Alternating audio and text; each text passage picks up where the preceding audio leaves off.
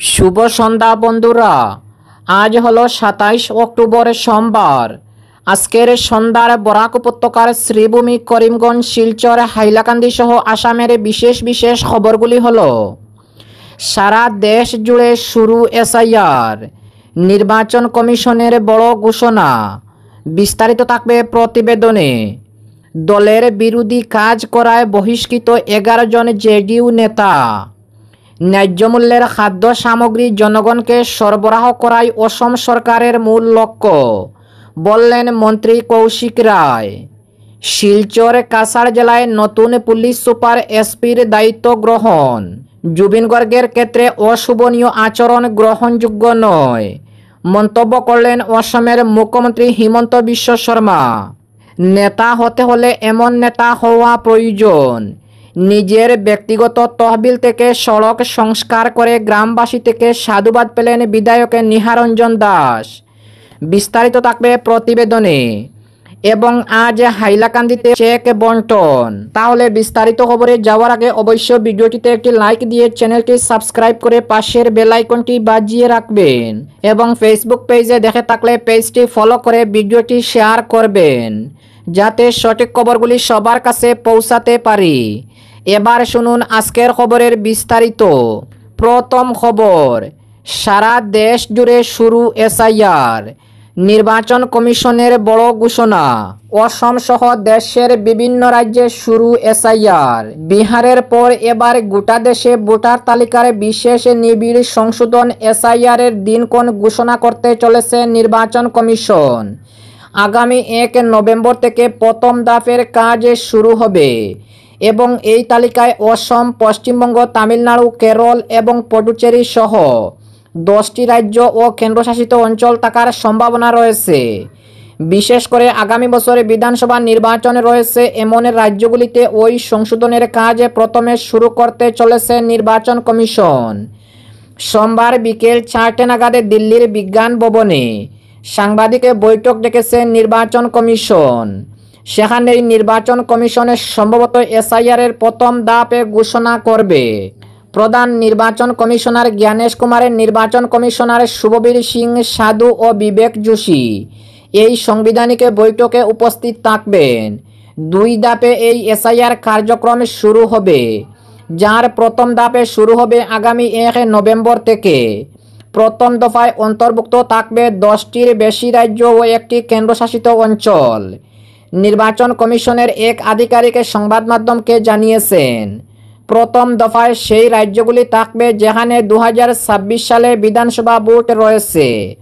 দ্বিতীয় পর্যায়ে অন্তর্ভুক্ত হবে সেই রাজ্যগুলি যেখানে স্থানীয় নির্বাচনের প্রস্তুতি চলেছে বা যেখানে কঠোর শীত আবহাওয়া ভোটার তালিকা সংশোধনের সমস্যা তৈরি করতে পারে। অপরদিকে দলের বিরোধী কাজ করায় বহিষ্কৃত হলেন 11 জন জেডিইউ নেতা। বিহারে দল বিরোধী কাজ করে বহিষ্কৃত 11 জেডিইউ নেতা। বিহারের বাতাসে ধীরে ধীরে আসছে শীতের আমেজ, একই সঙ্গে চড়ছে উত্তেজনার পারদ। ভোট যত এগিয়ে আসছে ততই বাড়ছে রাজনৈতিক চাপানুতর। বিধানসভা নির্বাচনের ঠিক আগে বিহারের মুখ্যমন্ত্রী নীতিশ কুমারের তার দল থেকে 11 জন নেতাকে বহিষ্কার করেছেন। এদের বিরুদ্ধে দল বিরোধী কার্যকলাপ এবং নীতিশের আদর্শকে অমান্য করার অভিযোগ উঠেছে। জেডিইউ এর রাজ্য সম্পাদক চন্দন কুমার সিং এক বিবৃতিতে জানিয়েছেন, বহিষ্কৃত সদস্যদের দলের প্রাথমিক সদস্য পদ থেকে বরখাস্ত করা হয়েছে। শনিবার সন্ধ্যায় তিনি বলেন, এই নেতারা পার্টি বিরোধী কার্যকলাপে যুক্ত থাকায় দল তাদের বিরুদ্ধে ব্যবস্থা নিয়েছে। যে 11 জন নেতাকে দল থেকে বহিষ্কার করা হয়েছে তাদের মধ্যে রয়েছে প্রাক্তন মন্ত্রী শৈলেশ কুমার, প্রাক্তন বিধায়ক শ্যাম বাহাদুর সিং ও সুদর্শন কুমার এবং বিধান পরিষদের প্রাক্তন সদস্য সঞ্জয় প্রসাদ এবং রণবিজয় সিং। এ ঘটনায় জেডিইউ এর এক নেতা বলেন, এই বহিষ্কৃত নেতারা দলের ঘোষিত প্রার্থী এবং এনডিএ জোটের অন্যান্য সদস্যদের বিরুদ্ধে কাজ করেছিলেন। তারা আমাদের আদর্শকে অমান্য করেছিলেন। 243 সদস্যের বিহার বিধানসভা 6 নভেম্বর এবং 11 নভেম্বর 2 ধাপে নির্বাচন হবে। এই নির্বাচনের ফলাফল 14 নভেম্বর ঘোষণা করা হবে। অন্যদিকে বিআইপি নেতা মুকেশ সাহানিকে উপমুখ্যমন্ত্রী পদ প্রার্থী হিসাবে ঘোষণা করে রীতিমতো অপ্রস্তুতে। মুসলিম দলের দুই শ্রেণীর ভোটাররাই ক্ষুব্ধ। বিশেষ করে মুসলিমরাই তাদের আক্ষেপে বিহারে মুসলমান এবং যাদবরা বরাবর আরজেডি এবং কংগ্রেসকে ভোট দিয়ে থাকে। দীর্ঘদিন ধরেই অভিযোগ উঠেছে 19% মুসলিম নিয়মিত বিরোধী জোটকে সমর্থন করলেও সে তুলনায় তাদের গুরুত্ব দেওয়া হয় না। অপরদিকে ন্যায্য মূল্যের খাদ্য সামগ্রী জনগণকে সরবরাহ করাই অসম সরকারের মূল লক্ষ্য, বললেন মন্ত্রী কৌশিক রায়। ধুবড়ী জেলা প্রশাসন ও খাদ্য গণবন্টন ও ভোক্তা বিষয়ক দফতরের যৌথ উদ্যোগে রবিবারে ধুবড়ী জেলা গ্রন্থাগার মিলনায়তনে অনুষ্ঠিত হয় এক গুরুত্বপূর্ণ সচেতনতা সম্মেলন। এই সম্মেলনের উদ্দেশ্য ছিল দফতরের উচ্চ আকাঙ্ক্ষী প্রকল্পসমূহ সম্পর্কে সুলভ মূল্যের দোকানগুলির প্রতিনিধি এবং গ্রাম পঞ্চায়েতের সমবায় সমিতির কর্মকর্তাদের অবহিত করা ও তাদের মধ্যে সচেতনতা বৃদ্ধি করা। অনুষ্ঠানে প্রধান অতিথি হিসাবে উপস্থিত ছিলেন অসমের খাদ্য গণবন্টন ও ভোক্তা বিষয়ক মন্ত্রী কৌশিক রায়। তার সঙ্গে উপস্থিত ছিলেন বিভাগীয় কমিশনার হেমন্ত ভূঁইয়া, ধুবড়ীর প্রাক্তন বিধায়ক অশ্বিনী রায় সরকার, জেলা কমিশনার দিবাকর নাথ, ধুবড়ী গৌরীপুর উন্নয়ন কর্তৃপক্ষের চেয়ারম্যান দীপক কুমার সাহা, পুরপতি দেবময় সানাল, সমাজসেবী রঞ্জিত রায় এবং বিভাগীয় উচ্চপদস্থ কর্মকর্তা ও কর্মচারীরা। অনুষ্ঠানে মন্ত্রী কৌশিক রায় বলেন, রাজ্য সরকারের লক্ষ্য হল দরিদ্র ও মধ্যবিত্ত শ্রেণীর নাগরিকদের ন্যায্য মূল্যে মানসম্মত খাদ্যপণ্য সরবরাহ করা। প্রশাসনের সমবায় সমিতি এবং সুলভ মূল্যের দোকানের সম্মিলিত প্রচেষ্টায় এই প্রকল্প সফল হবে। অপরদিকে শিলচর কাছাড় জেলায় নতুন পুলিশ সুপার এসপির দায়িত্ব গ্রহণ করলেন শিলচর কাছাড়ের নয়া senior police super Parthapratim Das. রবিবার বিদায়ী সিনিয়র পুলিশ সুপার নুমুল মাহাতোর কাছ থেকে তিনি দায়িত্বভার গ্রহণ করেন। নুমুল মাহাতো এদিনই তার নতুন কর্মস্থল কোকড়াঝাড়ের উদ্দেশ্যে রওনা হয়ে গেছেন। অপরদিকে জুবিন ক্ষেত্রে অশোভনীয় আচরণ গ্রহণযোগ্য নয়, এই বলে মন্তব্য অসমের মুখ্যমন্ত্রী হিমন্ত বিশ্ব শর্মার। জুবিন ক্ষেত্রে রাতে মদ্যপ অবস্থায় একাংশ যুবকের অশোভনীয় আচরণ নিয়ে ফের সরব হলেন অসমের মুখ্যমন্ত্রী হিমন্ত বিশ্ব শর্মা। রবিবার গড়চুকে মুখ্যমন্ত্রী বলেন, শিল্পী জুবিন গর্গকে গানের জন্য না মদে জিইয়ে রাখা হবে, সে ব্যাপারে রাজ্যবাসীকে বড় দায়িত্ব পালন করতে হবে। কেননা একাংশ ব্যক্তি জুবিনকে মদে জিইয়ে রাখতে চান। যারা অশোভনীয় আচরণ করেছেন তাদের সংখ্যা খুব কম, অথচ রাজ্যের 3.5 কোটি মানুষ তার সৃষ্টি করা গান এবং প্রতিভায় জিইয়ে রাখতে চান জুবিনকে।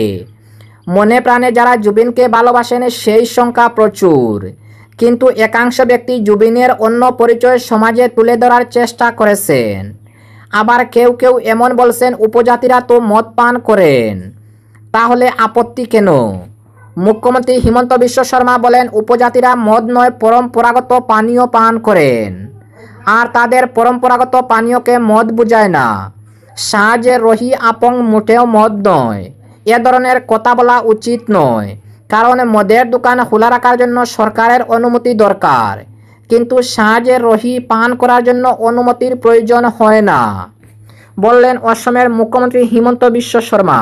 অপরদিকে নেতা হতে হলে এমন নেতা হওয়া প্রয়োজন যে নিজের ব্যক্তিগত তহবিল থেকে জনসাধারণের উদ্দেশ্যে ব্যয় করে।